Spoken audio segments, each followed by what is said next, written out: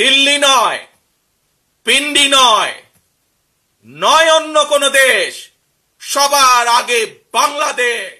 বাংলাদেশ আমার সামনে উপস্থিত ভবিষ্যৎ বাংলাদেশ, বাংলাদেশের ভবিষ্যৎ প্রিয় তরুণ প্রজন্ম, আপনারাই আগামীর বাংলাদেশ, আপনারাই বাংলাদেশের সম্ভাবনাময় আজকের এই লাখো তরুণ মুখ। আপনারাই বদলে দিতে পারেন আগামীর বাংলাদেশ। এই তারুণ্যই ফ্যাসিবাদ মুক্ত বাংলাদেশে প্রতিষ্ঠা করবে নিজেদের অধিকার। প্রবীণের প্রজ্ঞা, পরামর্শ আর তারুণ্যের শক্তিতেই ইনশাআল্লাহ নির্মিত হবে ৭১ থেকে ২৪ পর্যন্ত লাখো শহীদের আকাঙ্ক্ষার সেই প্রত্যাশিত বাংলাদেশ। আজকের এই তারুণ্যের সমাবেশের সভাপতি জনাব আব্দুল মোনায়েন মুন্না, উপস্থিত বাংলাদেশ জাতীয়তাবাদী দলের স্থায়ী কমিটির সম্মানিত সদস্যবৃন্দ, বিএনপির কেন্দ্রীয় এবং অঙ্গ সহযোগী সংগঠনের নেতৃবৃন্দ, এই সমাবেশে উপস্থিত বিভিন্ন শ্রেণী পেশা বিশিষ্টজন, বিশিষ্ট ব্যক্তিবর্গ, সমাবেশে অংশগ্রহণকারী লাখো লাখো মানুষ, আপনারা আমার সালাম গ্রহণ করুন। আসসালামু আলাইকুম। প্রিয় ভাই বোনেরা, নারী কিংবা পুরুষ, তরুণ জনগোষ্ঠী দেশের উন্নয়ন এবং অর্থনীতির প্রাণ শক্তি। তারুণ্যের শক্তি আর নারী শক্তিকে কর্ম পরিকল্পনার বাইরে রেখে কখনোই একটি রাষ্ট্র এগিয়ে যেতে পারে না। এবং তাই তরুণ জনগোষ্ঠীকে প্রাধান্য দিয়ে তরুণ জনগোষ্ঠীর আশা আকাঙ্ক্ষাকে ধারণ করে বিএনপি আগামী দিনের সকল কর্ম পরিকল্পনা গ্রহণ করছে, কাজ করছে, প্রস্তুতি নিচ্ছে। দেশের তরুণ জনগোষ্ঠীর কাছে বিএনপির কর্ম পরিকল্পনা তুলে ধরার লক্ষ্যে আপনারা দেখেছেন গত ১ মাসে সারা দেশের বিভাগীয় শহরগুলোতে তারুণ্যের সমাবেশ অনুষ্ঠিত হয়েছে। একই সাথে যেদিন সমাবেশ অনুষ্ঠিত হয়েছে তার আগের দিন ভিন্ন মত এবং ভিন্ন শ্রেণী পেশার তারুণ্যের প্রতিনিধিদের নিয়ে অনুষ্ঠিত হয়েছে সেমিনার। তারা তাদের মতামত তুলে ধরেছেন কিভাবে এই দেশকে আমরা সামনে এগিয়ে নিয়ে যেতে পারি। আজ তারই অংশ হিসাবে ঢাকা বিভাগের তারুণ্যের সমাবেশ অনুষ্ঠিত হচ্ছে। উপস্থিত সমাবেশ গ্লোবালাইজেশনের এই সময় মানুষের আকাঙ্ক্ষা এখন আর স্বপ্ন দেখার মধ্যে সীমাবদ্ধ নয়। এখন সকলের সামনে সম্ভাবনার সকল দ্বার উন্মুক্ত। এই সম্ভাবনার বাস্তবায়ন ঘটিয়ে বাংলাদেশকে সমৃদ্ধি এবং সাফল্যের দিকে এগিয়ে নিয়ে যেতেই হবে আমাদেরকে। আর কথামালার রাজনীতি নয়, বিএনপির আগামী দিনের রাজনীতি নিরাপদ কর্ম পরিবেশ এবং নতুন কর্মসংস্থান সৃষ্টির রাজনীতি। আর কথামালার রাজনীতি নয়, এখন বাস্তবায়ন আর দৃষ্টান্ত স্থাপনের রাজনীতি। তরুণ প্রজন্মের প্রিয় ভাই বোনেরা, সুজলা সুফলা আমাদের এই প্রিয় মাতৃভূমি বাংলাদেশ অত্যন্ত জনবহুল। তবে আমরা যদি ডেমোগ্রাফিক ডিভিডেন্ড বিবেচনায় নেই, তাহলে আমরা দেখতে পাব দেশের এই বহুল জনসংখ্যাকে যদি জনসম্পদে রূপান্তর করতে পারি, তাহলে এই জনসংখ্যাই হতে পারে দেশের উন্নয়নের সবচেয়ে বড় নিয়ামক।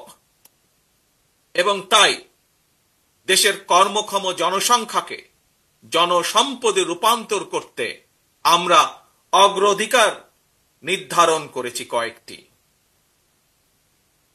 জনগণের জীবন মানের উন্নয়ন, নারী পুরুষ সবার জন্য নৈতিক মূল্যবোধ কর্মসূচি, কর্মমুখী শিক্ষা ব্যবস্থা, গ্রামীণ উন্নয়নে তথ্য প্রযুক্তির সর্বোচ্চ ব্যবহার, ক্ষুদ্র ও কুটির শিল্পের বিকাশ, দক্ষতা বাড়াতে ব্যাপক প্রশিক্ষণ কর্মসূচি চালু, কর্মসংস্থানের সুযোগ সৃষ্টি এবং জনশক্তি রফতানি, এমন কয়েকটি বিষয় অগ্রাধিকার তালিকায় রেখেই একটি জ্ঞান ভিত্তিক উন্নত এবং নিরাপদ মানবিক বাংলাদেশ গঠনের লক্ষ্যে বিএনপি স্বল্প এবং দীর্ঘ মেয়াদী পরিকল্পনা নিয়েছে, যার উপরে আমরা কাজ করছি। প্রিয় ভাই বোনেরা, বাংলাদেশে প্রায় 4 কোটির মতন পরিবার রয়েছে। এই পরিবারগুলোর মধ্য থেকে প্রথম পর্যায়ে কম বেশি 50 লক্ষ গ্রামীণ দরিদ্র পরিবারের জন্য আমরা ফ্যামিলি কার্ড চালুর পরিকল্পনা করছি। মা কিংবা স্ত্রী অর্থাৎ পরিবারের নারী প্রধানের নামে ফ্যামিলি কার্ডটিকে ইস্যু করা হবে। প্রান্তিক এই পরিবারগুলোকে প্রতি মাসে রাষ্ট্রীয়ভাবে আর্থিক কিংবা প্রয়োজনীয় খাদ্য সহায়তা প্রদানের আওতায় আনা হবে। আমরা আশা করি সময়ের সাথে এর মাধ্যমে পরিবার এবং সমাজে একদিকে নারী অর্থনৈতিক ক্ষমতায়ন ঘটবে, অপরদিকে পরিবারগুলোর সামনে ধীরে ধীরে স্বাবলম্বী হয়ে ওঠার সুযোগ তৈরি হবে। প্রিয় ভাই বোনেরা, কৃষকদের জন্য ফার্মার্স কার্ড চালু করার আমাদের অন্যতম প্রধান অগ্রাধিকার। একটি নীতিমালার আওতায় কৃষকদের নামে ইস্যু করতে হবে ফার্মার্স কার্ড। এই ফার্মার্স কার্ডে জমির পরিমাণ, দাগ নম্বর সহ প্রয়োজনীয় সব তথ্য থাকবে। কৃষক এবং কৃষি নির্ভর বাংলাদেশে কৃষি খাতে বর্তমানে শ্রমশক্তির পরিমাণ কম বেশি প্রায় 3.5 কোটির মতন। এদের মধ্যে যেমন বর্গাদার চাষি কিংবা ভূমিহীন কৃষক রয়েছেন, তেমনি অনেক কৃষকের নামে নির্দিষ্ট পরিমাণ কিছু জমিও রয়েছে। যেসব বর্গা চাষি কিংবা কৃষক তাদের নামে থাকা জমিতে বছরে একাধিক ফসল ফলাতে গিয়ে আর্থিক সংকটে পড়েন, এমন কৃষকদেরকে কমপক্ষে একটি ফলনের সম্পূর্ণ খরচ রাষ্ট্রীয়ভাবে দেওয়ার পরিকল্পনা আমরা করছি। উৎপাদনের জন্য ফার্মার্স কার্ডের মাধ্যমে এভাবেই সরকারি সহায়তা পেলে উৎপাদন যেমন একদিকে বাড়বে, তেমনি কোনো কৃষি জমি অনাবাদি থাকবে না এবং একই সাথে ভূমিহীন কৃষকদের জন্য কর্মসংস্থান সৃষ্টি হবে। প্রিয় সমাবেশ, ব্যক্তি, পরিবার এবং দেশের উন্নয়নের জন্য অবশ্যই বেকারত্ব একটি বড় সমস্যা। জনগণের রায় বিএনপি রাষ্ট্র পরিচালনার দায়িত্ব পেলে সরকার গঠন করার প্রথম দিন থেকেই বিভিন্ন সেক্টর ভিত্তিক কর্মসংস্থান সৃষ্টির পরিকল্পনা বাস্তবায়ন হবে। বিএনপির প্রথম এবং প্রধান অগ্রাধিকার হবে এটি। এই জন্য দেশে বিদেশে কর্মসংস্থান সৃষ্টির খাতগুলোকে চিহ্নিত করার কাজ এরই ভেতরে আমরা হাতে নিয়েছি। প্রিয় ভাই বোনেরা, বর্তমান বিশ্ব তথ্য প্রযুক্তির বিশ্ব। এই সময় বিশ্ব বাজারের সঙ্গে দক্ষতা এবং যোগ্যতার প্রতিযোগিতায় টিকে থাকতে হলে অবশ্যই তথ্য প্রযুক্তি এবং কারিগরি শিক্ষায় দক্ষতা অর্জনের কোনোই বিকল্প নেই এবং সে কারণে আমরা একটি নির্দিষ্ট বয়স থেকে তরুণ প্রজন্মকে নৈতিক এবং কর্মমুখী শিক্ষায় প্রশিক্ষিত করে গড়ে তুলতে চাই। বিদ্যমান যে একাডেমিক সিলেবাস, এর পাশাপাশি স্কুল কলেজ পর্যায় থেকে আমরা আইসিটি এবং কারিগরি শিক্ষা প্রবর্তন করতে চাই। একই সাথে আমরা মনে করি যে বর্তমানে স্পোর্টস এখন আর শুধু শারীরিক ব্যায়াম কিংবা বিনোদনের বিষয় নয়। সুতরাং এই স্পোর্টসকে একটি পেশা হিসাবে প্রতিষ্ঠিত করার লক্ষ্যে ক্রীড়াকে আমরা শিক্ষা ক্যারিকুলামের অন্তর্ভুক্ত করতে চাই। প্রিয় উপস্থিতি, বর্তমান বিশ্বে সাফল্যের প্রতিযোগিতায় যদি টিকে থাকতে হয় তাহলে বহুমুখী প্রতিভার বিকাশ ঘটাতে হবে। শিক্ষার্থীদেরকে একদিকে ভাষা শেখা যেরকম জরুরি, বর্তমানে আমরা স্কুল কলেজে সাধারণত বাংলা ইংরেজি শেখার সুযোগ পায়।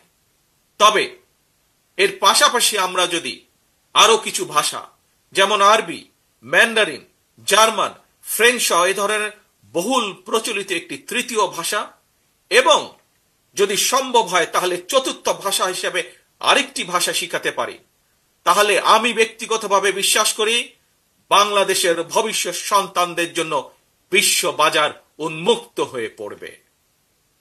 একই সাথে প্রিয় উপস্থিতি, আগ্রহী যুবশক্তিকে যুব সম্পদে পরিণত করার জন্য সরকারি উদ্যোগে বিদেশি ভাষার উপরে 3 মাস থেকে 1 বছরের কোর্স আমরা চালু করতে চাই। দেশে যাতে বহু ভাষা শেখা যায় এজন্য আমরা বহু ভাষা শিক্ষক নিয়োগ করতে চাই, যার মাধ্যমে আমরা বেকার সমস্যারও অথবা কর্মসংস্থানেরও ব্যবস্থা করতে পারব। এর বাইরে সরকারি ব্যবস্থাপনায় আমরা plumbing, electrician, mechanics, dental hygienist কিংবা মেডিকেল টেকনিশিয়ানের মতন স্বল্পমেয়াদী ট্রেনিং কোর্সও করেও দক্ষ জনশক্তি গড়ে তোলার পরিকল্পনাগুলো হাতে নিয়েছি, যা এরই মধ্যে আমরা কাজগুলোকে এগিয়ে নিয়ে যাচ্ছি ধীরে ধীরে। তরুণ প্রজন্মের প্রিয় ভাই বোনেরা, আপনারা সবাই বিশ্বব্যাপী অনলাইন কেনাকাটা সম্পর্কে জানেন। অনলাইন ভিত্তিক জায়ান্ট প্রতিষ্ঠান আমাজন, ইবে কিংবা আলিবাবার মতন বিশ্ববিখ্যাত ই কমার্স প্ল্যাটফর্মের জন্য হাজারো পণ্যের চাহিদা রয়েছে। এইসব প্ল্যাটফর্মের সঙ্গে সংশ্লিষ্ট অনেকের সঙ্গে আমি ব্যক্তিগতভাবে কথা বলেছি। বিশ্ববিখ্যাত এই সকল ই কমার্স প্ল্যাটফর্মের চাহিদা অনুযায়ী আমাদের বাংলাদেশে অনেক পণ্য তৈরির সুযোগ রয়েছে। আমাজনের মতন বৈশ্বিক অনলাইন প্ল্যাটফর্মকে সামনে রেখে আমরা আমাদের দেশে ক্ষুদ্র এবং মাঝারি শিল্পের উৎপাদন বাড়ানোর সুযোগ গ্রহণ করতে পারি, সুযোগ আমরা তৈরি করতে পারি, সুযোগ আমরা নিতে পারি। বিশ্ববিখ্যাত ই কমার্স প্রতিষ্ঠানের চাহিদা মিটিয়ে কিভাবে বিশ্ববাজারে প্রবেশ করা যায় এর জন্য এরই মধ্যে যারা এক্সপার্ট আছেন তাদের সাথে আমরা আমাদের টিম নিয়ে কাজ শুরু করেছি এরই ভিতরে। প্রিয় ভাই বোনেরা, বাংলাদেশের বহু তরুণ প্রজন্মের সদস্য অনলাইনে কাজ করেন কিংবা করছেন কিংবা করার ইচ্ছে রয়েছে। আপনাদের জন্য কর্মসংস্থান এবং নিরাপদ কর্ম পরিবেশ নিশ্চিত করতেও আমাদের উদ্যোগ রয়েছে। আমি জানি শিক্ষিত তরুণ প্রজন্মের সামনে বর্তমানে ফ্রিল্যান্সিং একটি অত্যন্ত আকর্ষণীয় সেক্টর। দেশে এই মুহূর্তে প্রায় 10 লক্ষের মতন ফ্রিল্যান্সার আউটসোর্সিং এর মাধ্যমে $100 কোটি বেশি আয় করতে সক্ষম হচ্ছেন। আউটসোর্সিং এর সঙ্গে যুক্ত বেশ কিছু মানুষের সঙ্গে আমি কথা বলেছি। তারা জানিয়েছেন লেনদেনের জন্য বাংলাদেশে পেপাল, ওয়াইজ বা স্ট্রাইপের মতন আন্তর্জাতিক গেটওয়ে প্রতিষ্ঠান ব্যবহারের সুযোগ না থাকায় তাদের অর্জিত যে অর্থ সেটি দেশে আনা কষ্টকর হয়ে পড়ে। আমি মনে করি সবার আগে এই ধরনের যে সমস্যা সেই সমস্যার সমাধান করা উচিত। প্রিয় উপস্থিতি, এই বিষয়টি নিয়ে আমি গত 1 দশক ধরে বেশ অনেকবার কথা বলে এসেছি।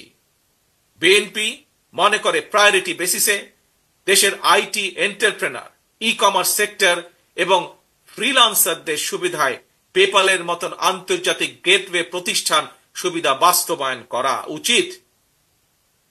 বাংলাদেশে পেপাল সুবিধা নিশ্চিত করা গেলে, যার লক্ষ্য আমাদের রয়েছে, তাহলে লক্ষ লক্ষ ফ্রিল্যান্সারদের কাজের সুযোগ বাড়ার পাশাপাশি দেশে রেমিটেন্সের পরিমাণও বাড়বে ইনশাআল্লাহ। প্রিয় তরুণ প্রজন্মের ভাই ও বোনেরা, প্রতিকারের চেয়ে প্রতিরোধী উত্তম। এই নীতির আলোকে দেশের জনগণের স্বাস্থ্যসেবা নিশ্চিত করা বিএনপির পরিকল্পনার আরেকটি গুরুত্বপূর্ণ অগ্রাধিকার। জনসচেতনার মাধ্যমে অনেক ধরনের রোগ থেকে নিজেদেরকে মুক্ত রাখা যায়। নাগরিকদের স্বাস্থ্যসেবা নিশ্চিত করতে বিএনপি 1 থেকে 3 বছরের স্বল্প মেয়াদী এবং দীর্ঘমেয়াদী পরিকল্পনা হাতে নিয়েছে। এর একটি অংশ হিসাবে প্রতিটি গ্রামে আমরা হেলথ কেয়ার ওয়ার্কার নিয়োগ দেওয়ার পরিকল্পনা নিয়েছি। এই হেলথ কেয়ার ওয়ার্কারদের 80% হবেন নারী। অর্থাৎ সারা বাংলাদেশে যদি আমরা 1 লক্ষ হেলথ কেয়ার নিয়োগ করি, তাহলে তার মধ্যে 80 থেকে 85,000 নিয়োগ পাবেন এদেশের নারীরা, যার মাধ্যমে আমরা একটি বিশাল অংশের কর্মসংস্থানের ব্যবস্থা করতে পারব। শুধু তাই নয়, এর পাশাপাশি জনগণের দোরগোড়ায় যাতে স্বাস্থ্যসেবা পৌঁছে দেওয়া যায়, জনগণকে যাতে দ্রুত স্বাস্থ্য সেবা দেওয়া যায়, সেই জন্য সরকারি এবং প্রাইভেট যে সেক্টর আছে, কিভাবে দুটিকে একত্রিত করে আমরা স্বাস্থ্য সেবা গড়ে তুলতে পারি, সেটির বিষয়ে আমরা বিশেষজ্ঞদের সাথে পরামর্শ করছি, আমরা সেটির বিষয়ে কাজ করছি। প্রিয় ভাই বোনেরা, স্বাস্থ্য, পরিবেশ এবং জলবায়ুর পরিবর্তন, এই তিনটির একটি অপরটির উপর প্রভাব রয়েছে। সুতরাং খাল খনন এবং বৃক্ষরোপণের বিষয়টিও বিএনপির অগ্রাধিকার তালিকায় রয়েছে। সারা দেশে পরিকল্পিত উপায়ে বৃক্ষরোপণ করা গেলে জলবায়ুর নেতিবাচক প্রভাব থেকে মোকাবেলা করা সহজ হবে। প্রায় আমরা পত্রিকার পাতায় দেখি যে বাংলাদেশের, বিশেষ করে ঢাকা শহরের যে বাতাস, সেটি বিশ্বের মধ্যে সবচাইতে যে খারাপ শহরগুলো তার একটি দুটির মধ্যেই উঠানামা করছে। এবং শুধু তাই নয়, বৃক্ষরোপণ সহ আরো কিছু ক্লাইমেট পলিসি নির্ধারণের জন্য আমরা এরই ভিতরে কাজ শুরু করেছি বিশেষজ্ঞদেরকে সাথে নিয়ে। আমাদের লক্ষ্য থাকবে একটি নির্বাচিত সরকারের মেয়াদ যখন 5 বছর, 5 বছরের পরে 5 বছরের ভেতরে 25 থেকে প্রায় 30 কোটি বৃক্ষ রোপণ করা, এবং একই সাথে লক্ষ্য থাকবে সামগ্রিকভাবে দেশের যে তাপমাত্রা সেটি 2 থেকে চেষ্টা করা 3 ডিগ্রি পর্যন্ত কমিয়ে নিয়ে আসা। প্রিয় ভাই বোনেরা, গণতন্ত্র পুনঃপ্রবর্তন করে স্বাধীনতার ঘোষক রাষ্ট্রপতি জিয়াউর রহমান এই দেশে উন্নয়ন উৎপাদনের রাজনীতি চালু করেছিলেন। Mother of democracy Begum Khaleda Zia দেশে নারী শিক্ষার প্রসার ঘটিয়েছিলেন। দেশ এবং জনগণের উন্নয়নে বিশেষ করে তরুণ জনগোষ্ঠীকে প্রাধান্য দিয়ে সেজন্য বিএনপিও আগামী দিনের পরিকল্পনা গ্রহণ করছে। তরুণ প্রজন্মের প্রিয় ভাই বোনেরা, জনগণই বিএনপির সকল রাজনৈতিক ক্ষমতার উৎস। তাই আমরা সরকারে না থাকলেও একটি দায়িত্বশীল গণতান্ত্রিক রাজনৈতিক দল হিসাবে তরুণ প্রজন্মের সামনে দেশ এবং জনগণের উন্নয়নে বিএনপির নেওয়া যে বিস্তারিত কর্ম পরিকল্পনা, তার কয়েকটি অগ্রাধিকার কর্মসূচি আজ সংক্ষেপে আপনাদের সামনে আমি তুলে ধরলাম। প্রিয় ভাই বোনেরা, আগামী জাতীয় নির্বাচনে বিএনপি ইনশাআল্লাহ জনগণের রায় রাষ্ট্র পরিচালনার সুযোগ পেলে দেশ এবং জনগণের উন্নয়নে পর্যায়ক্রমিকভাবে দলের গৃহীত পরিকল্পনাগুলো বাস্তবায়ন করবে ইনশাআল্লাহ। তবে যে কোনো দলের তাদের কর্মসূচি বাস্তবায়ন করতে হলে দরকার একটি জবাবদিহিমূলক সরকার, দরকার একটি নির্বাচিত সরকার। তবে আগামী জাতীয় নির্বাচন অনুষ্ঠান নিয়ে মনে হয় এরই ভিতরে টালবাহানা শুরু হয়েছে বা চলছে। কথিত অল্প সংস্কার আর বেশি সংস্কারের অভিনব শর্তের আবর্তে ঘুরপাক খাচ্ছে আগামী জাতীয় নির্বাচনের ভবিষ্যৎ। এরই ভিতরে জনগণ বিশ্বাস করতে শুরু করেছে সংস্কার নিয়ে সময় ক্ষেপণের আড়ালে অন্তর্বর্তীকালীন সরকারের ভেতরে এবং বাইরে কারো কারো মনে হয় কিছু ভিন্ন উদ্দেশ্য রয়েছে। প্রিয় সমাবেশ, পলাতক স্বৈরাচারের সময় আমরা দেখেছি তারা কিভাবে আদালতকে অবজ্ঞা করেছে, আদালতের রায়কে অবজ্ঞা করেছে। অত্যন্ত দুঃখের সাথে বলতে হয়, পলাতক স্বৈরাচারের পরে যেই সরকারের কাছে দেশের মানুষ আশা করেছিল যে আইনের প্রতি সম্মান থাকবে, আমরা দেখেছি আদালতের রায়ের প্রতি সম্মান না দেখিয়ে যারা ইশরাক হোসেনকে ঢাকা দক্ষিণের মেয়রের দায়িত্ব গ্রহণে বাধা সৃষ্টি করেছে, সেই স্বৈরাচারের সেই একই যে ঘটনা সেটির পুনরাবৃত্তি আমরা দেখতে পাচ্ছি। প্রিয় সমাবেশ, আপনাদের কাছে আমার আজকে জিজ্ঞাসা, যারা আইনের প্রতি শ্রদ্ধা দেখায় না, যারা আদালতের নির্দেশকে অবজ্ঞা করে, তাদের কাছ থেকে আমরা কতটুকু সংস্কার আশা করতে পারি। প্রিয় সমাবেশ, আমি প্রায় একটি কথা বলি, পুঁথিগত সংস্কারের চেয়ে ব্যক্তি মানসিকতার সংস্কার অনেক বেশি জরুরি। নর্থ কোরিয়ার সংবিধানে লেখা রয়েছে democratic people's republic of north Korea. সুতরাং কি লেখা আছে তার চেয়েও বেশি যেটি জরুরি তা হলো মেনে চলা। ইসহাকের ক্ষমতা গ্রহণ বা ইসহাকের শপথ গ্রহণে বাধা সৃষ্টি করে আজ আমরা আবারও স্বৈরাচারী মানসিকতার বহিঃপ্রকাশ দেখতে পাচ্ছি। প্রিয় তরুণ প্রজন্মের ভাই বোনেরা, নিরপেক্ষতা এবং বিশ্বাসযোগ্যতাই কিন্তু অন্তর্বর্তীকালীন সরকারের প্রধান পুঁজি। তাই তাদের প্রতি আমাদের আহ্বান থাকবে, তাদের প্রতি আমাদের পরামর্শ থাকবে। জনগণের বিশ্বাস ভালোবাসা নষ্ট হয় অন্তর্বর্তীকালীন সরকারের এমন কোনো পদক্ষেপ নেওয়া ঠিক হবে না। একই সাথে অন্তর্বর্তীকালীন সরকারের প্রতি আবারও আহ্বান জানিয়ে বলতে চাই এবং গণতন্ত্রের পক্ষের রাজনৈতিক দলগুলোকে দয়া করে প্রতিপক্ষ বানাবেন না। যদি আপনাদের কেউ রাষ্ট্র পরিচালনায় থাকতে চায় তাহলে সরকার থেকে পদত্যাগ করে জনগণের কাতারে আসুন, নির্বাচন করুন। যদি ভবিষ্যতে নির্বাচনে জনগণের রায় পান তাহলে আবার সরকারের দায়িত্ব গ্রহণ করুন। প্রিয় তরুণ প্রজন্মের ভাই বোনেরা, গত ১.৫ দশকে ভোটার তালিকায় প্রায় ৩.৫ কোটি ভোটার সংযুক্ত হয়েছেন, নতুন ভোটার সংযুক্ত হয়েছেন। এই নতুন ভোটাররা আজ পর্যন্ত একটি জাতীয় নির্বাচনেও ভোট দিয়ে তাদের নিজের পছন্দের প্রার্থীকে জনপ্রতিনিধি নির্বাচিত করার সুযোগ পায়নি। পতিত পরাজিত পলাতক স্বৈরাচারের কাছে মানুষের অধিকার প্রতিষ্ঠা কিংবা নির্বাচন কোনো গুরুত্বপূর্ণ কিছু ছিল না। সুতরাং সংস্কার ইস্যুর পাশাপাশি জাতীয় নির্বাচন অনুষ্ঠানের জন্য অন্তর্বর্তীকালীন সরকারের দৃশ্যমান প্রস্তুতি নেওয়া উচিত বলে আমরা বিশ্বাস করি বা আমরা মনে করি। প্রিয় সমাবেশ, অতীতে বিভিন্ন সময় এই বাংলাদেশে তত্ত্বাবধায়ক সরকার নিরপেক্ষ নির্বাচন অনুষ্ঠিত করেছে এবং প্রত্যেকটি ক্ষেত্রে আমরা দেখেছি তত্ত্বাবধায়ক সরকার ৩ মাসের মধ্যেই সফলভাবে জাতীয় নির্বাচন অনুষ্ঠান সম্পন্ন করেছে। সুতরাং অতীতেই বাংলাদেশে রেকর্ড রয়েছে ৩ মাসের মধ্যে জাতীয় নির্বাচন অনুষ্ঠিত করা সম্ভব। কিন্তু আজ আমরা দেখছি ১০ মাস পার হয়ে গেল, অন্তর্বর্তীকালীন সরকার নির্বাচনের দিনক্ষণ ঘোষণা করছে না।